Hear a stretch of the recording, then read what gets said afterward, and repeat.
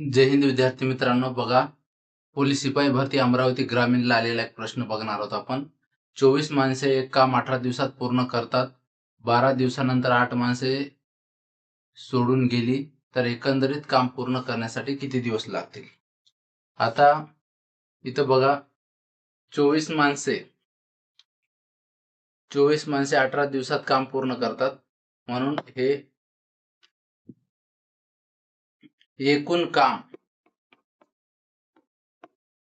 हे 24 माणसे 18 दिवसात करतात. 24 गुणिले 18 432 ह्या वस्तू किंवा हे युनिट 432 वस्तू बनवण्याचं काम करतात. तर काय झालं, 12 दिवसानंतर 8 माणसे सोडून गेले, म्हणजेच हे 12 दिवस 24 माणसांना काम केलं, म्हणजे 12 दिवस या 24 माणसांना 12 दिवस काम केलं. 24 गुणिले 12 288 वस्तू एवढ्या बनवल्यात. आता शिल्लक वस्तू किती राहतील? शिल्लक वस्तू एकूण वस्तू 432 वस्तूचं काम आहे, त्याच्यातून 288 बनवल्या, यांचीच वजाबाकी किती होईल?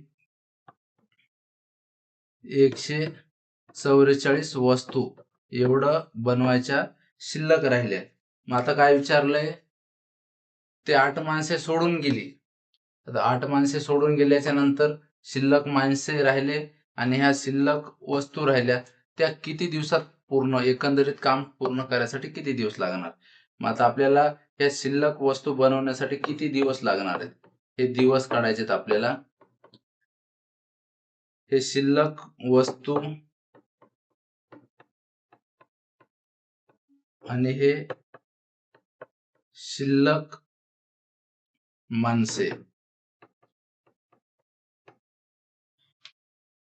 आता शिल्लक वस्तू आहेत 144, शिल्लक माणसे 8 माणसे काम सोडून गेली, 24 माणसे होते, या 24 माणसांमधून 8 माणसे गेली, म्हणजे ते 144 वस्तू आणि इकडं खाली 16 माणसे, 16 9 144.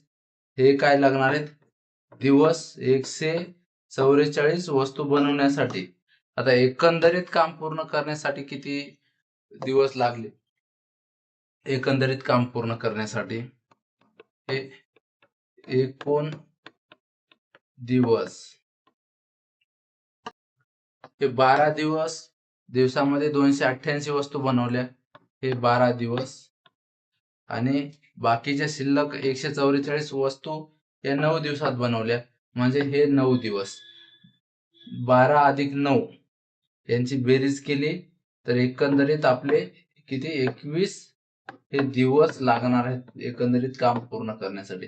आणि हेच तुमचं काय असणार आहे? फायनल आन्सर, पर्याय क्रमांक 2.